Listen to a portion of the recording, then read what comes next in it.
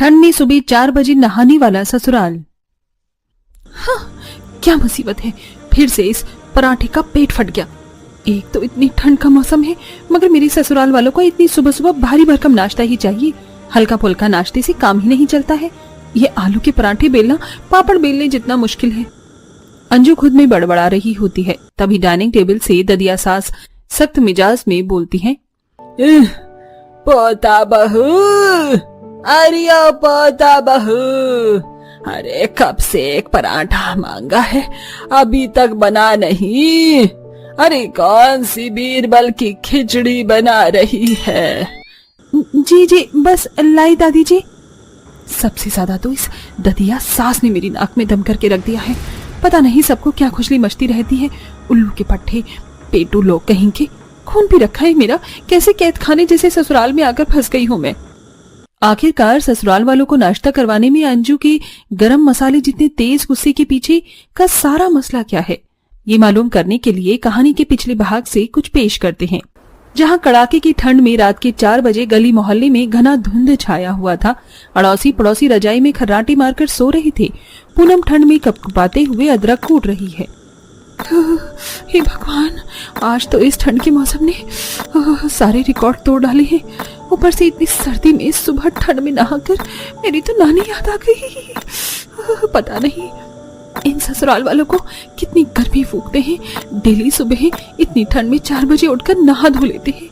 पूनम किल से मिजाज में चाय उबाल रही होती है। वहीं ससुराल के हर बाथरूम में सबके नहाने गुनगुनाने की आवाज आ रही थी। अरे अरे गंगे, अरे अरे गंगे, लगता है आज ठंड कुछ ज्यादा ही है। पानी में कितनी कनकनिए। ठंडे ठंडे पानी से नहाना चाहिए, गना आई या ना आए, गना चाहिए। ओए प्रिंस, पानी कितना चिल्ड है, मुझे तो नहाने में मजा आ रहा है। मुझको भी नहाने में मजा आ रहा है। पूरा ससुराल इतनी तगड़ी ठंड में भी तड़के सुबह 4 बजे नहा धोकर पूजा पाठ करते हैं और नाश्ते की मेज पर हाजिर हो जाते हैं। तभी दोनों बच्चे ठंड से छींकने लगते हैं।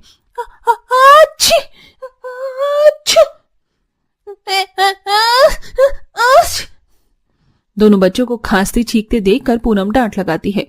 किसने कहा था तुम दोनों को इतनी सुबह ठंड में नहाने को? लग गई ना सर्दी जुकाम, और नहाओ छपक छपक के।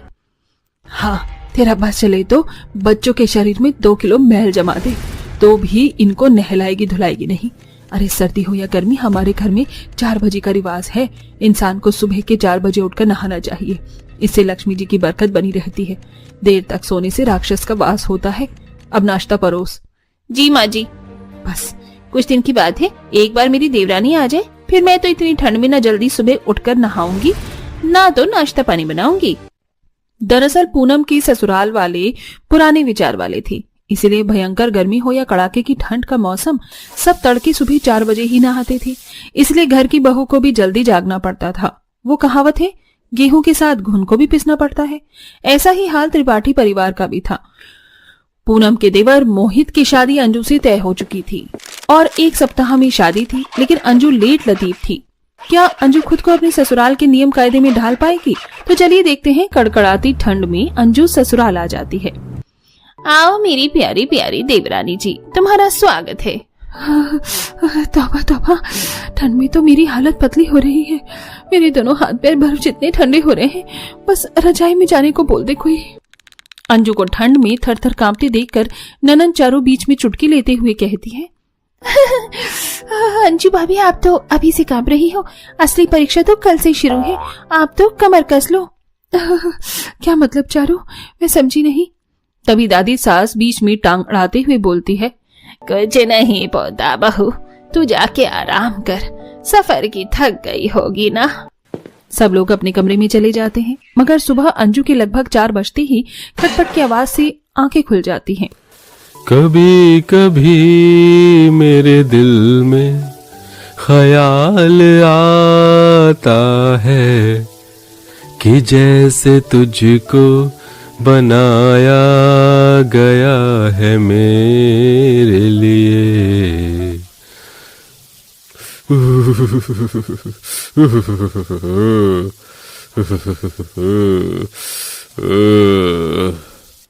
अंजू आग बबूला होकर बिस्तर में उठकर बैठ जाती है।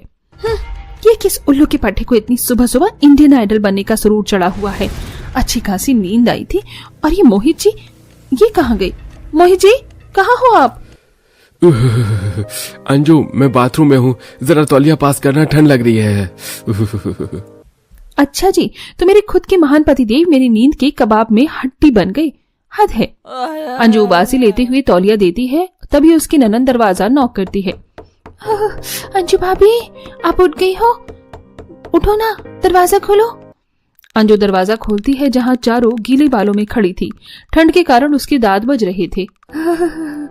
भाभी, 4 बज गई है, जल्दी से नहा धोकर नीचे आ जाओ। मगर चारू, अभी तो रात के 4 बज रहे हैं और बाहर इतनी ठंड हो रही है। मैं तो कहती हूँ तुम भी जाकर रजाई में सो जाओ। भाभी, हमारे घर में सब लोग तड़के सुबह 4 बजे ही नहाते हैं, यही नियम है यहाँ का। आप भी नहा लीजिए। अच्छा ठीक है। हे भगवान, क्या जुल्म है, इतनी ठंड में 4 बजे नहाने का भूत चढ़ गया है सब लोगों को। चल बेटा अंजू, चुल्लू भर पानी में डुबकी लगा ले। अंजू किसी तरह नहाने के लिए मग उठाती है, मगर तड़के सुबह 4 बजे ठंड का तापमान काफी ज्यादा था, जिससे उसकी हिम्मत जवाब दे जाती है। हे भगवान, मुझे तो इस बंद बाथरूम में भी कुल्लू मनाली जितनी ठंड लग रही है, ऊपर से ये पानी अंटार्कटिका के बर्फ जितना ठंडा है। आज तो वाट लग गई। जैसे ही वो एक मग पानी डालती है तो चीख पड़ती है, राम राम राम राम राम राम राम, कितनी ठंड है, मेरी तो आत्मा बाहर निकल गई। किसी तरह नहा धोकर अंजू सबको इतनी ठंड में ही सुबह सुबह नाश्ता करवाती है और उसे बार बार उबासी भी आ रही थी। अरे ओ नहीं बहू, 2 गर्मा गर्म पराठे और ले आ। जी दादी जी, लाई बस। अरे बहू, चाय बहुत ही बढ़िया बनाई है, मेरे लिए 1 कप चाय और ले आना। जी ससुर जी। हे भगवान, एक तो इतनी ठंड में सुबह सुबह उठकर नहला धुला दिया और इन सबको नाश्ता पानी करवाने में मेरी तो अच्छी खासी रेल बन गई है। सारी चाय तो यही लोग अटक गए, मेरे लिए तो एक घूंट नहीं बची, फिर से बनानी पड़ेगी। अंजू जैसे ही दूसरे गैस पर चाय चढ़ाती है, इतने में तवे का पराठा जल जाता है, धुआं धुआं मच जाता है, जिससे पड़ोसी परेशान हो जाते हैं। भगवान, इन पड़ोसियों ने तो परेशान करके रख दिया है। सुबह के 4 बजते नहीं है कि इनके घर में खटर पटर चालू हो जाता है। अकल के दुश्मन। पड़ोसी तिवारी कंबल लिए हुए किलसे हुए मिजाज में 4 बजे सुबह सुबह बाहर निकलकर चिल्लाने लगता है। अरे क्या बीमारी है तुम लोगों को, रजाई में टिका नहीं जाता क्या, सोने नहीं देते हैं। इसी तरह रोजाना का सिलसिला हो जाता है। सबको डिनर करवाते, बर्तन धोते और सोते सोते अंजू को 12 से 1 बज जाते हैं और जैसे ही 3-4 बजते हैं तो ससुराल वाले कुंडी खड़खड़ाने लगते हैं। पोता बहू, ओ पोता बहू, सुबह के 4 बज गए और तुम अभी तक पैर पसार कर रजाई में पड़ी हुई हो, जल्दी से उठ के नहा धो लो। हे भगवान, इन लोगों ने तो नींद खराब कर दी है।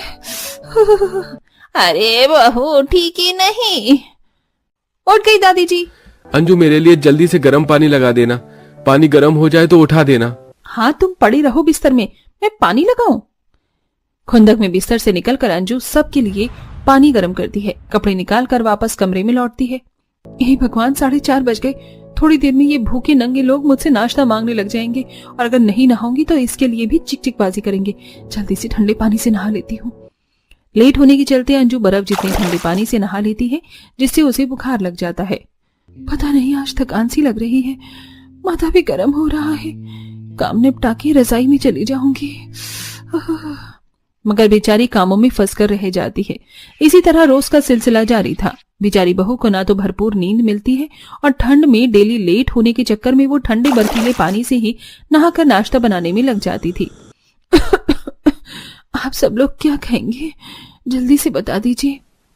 आलू के पराठे चाची, आज आलू के पराठे बना लो।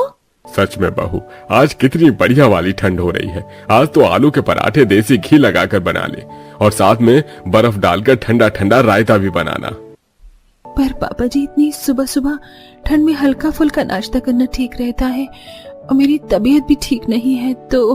अरे बहू, हम कौन सा तुझे ठंड के मौसम में पहाड़ तोड़ने को कह रहे हैं, आलू के पराठे ही तो बनाने हैं, जल्दी से बना कर ले आ। जी माँ जी। बेचारी तेज बुखार में खांसते हुए रसोई में आकर पराठे बनाकर सबको परोसती है। इसी बीच उसे बार बार चक्कर भी आ रहे थे। लगता है सबका पेट फुल हो गया। अब जल्दी से गैस बंद कर देती हूँ। तभी हॉल में से दादी सास का ऑर्डर आ जाता है। अरे बहू, 2 आलू के पराठे ले आ, आलू ज्यादा ज्यादा भरना और घी लगाना। जी दादी जी। एक तो ये दादी सास बैठे बैठे 10 आदमी की खुराक अकेले खा जाती है, मेरी तो जिंदगी झंड हो गई है। गुस्से में लाल पीली होकर अंजू पराठा बेलती है तो पराठा बार बार फट जाता है। तभी उसे तेज बुखार के कारण चक्कर आता है और वो बेहोश हो जाती है। तभी मोहित रसोई में आकर अंजू को कमरे में लाता है। सब लोग डॉक्टर को बुलाते हैं। डॉक्टर साहब, अंजू को क्या हुआ है? वो एकदम से बेहोश कैसे हो गई? Don't you have sense? इनकी कंडीशन बहुत खराब है।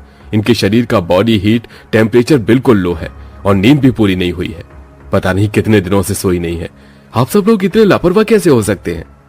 अंजू की बिगड़ी कंडीशन देखकर ससुराल वालों को अपनी गलती का एहसास होता है। अब सब लोग 4 बजे ठंड में नहाने की आदत को छोड़ देते हैं। पता नहीं क्या फालतूगिरी है। मुझे खाना बनाना आता भी नहीं है और खाना बनाना पड़ रहा है। अच्छा लगता है एक अमीर घर की लड़की रसोई में खाना बना रही है। उप्स, कहीं मेरा मेकअप ना खराब हो जाए। ये कहकर आकांक्षा अपने मेकअप छोटे से मिरर में देखकर पाउडर सेटअप करने लगती है। तभी खाना जलने लग जाता है और सांस आ जाती है। ये भगवान, ये खाना कैसे जल गया? बहू, तू मेकअप कर रही और खाना नहीं देख रही? पहले से इतना पोत रखा है और क्या जरूरत थी तुझे मेकअप करने की? वहाँ सब लोग तेरे हाथ का खाना खाने के लिए बैठे हुए हैं और तू यहाँ मटर कश्ती कर रही है। उप्स, खाना जल गया। कोई बात नहीं माँ जी, आप खाना बाहर से ऑर्डर कर लो। मुझे बनाना नहीं आता वैसे भी। हाँ, वो तो मैं अपनी आंखों से देख रही हूँ, लेकिन ये पहली रसोई की रस्म थी, ये भी तुझे बाहर के रेस्टोरेंट से करवानी है। निकम्मी कहीं की। क्या बोला माँ जी आपने? आपको पता भी है मैं कितने बड़े अमीर घर से आई हूँ। दहेज तो देख लिया होगा आपने मेरा।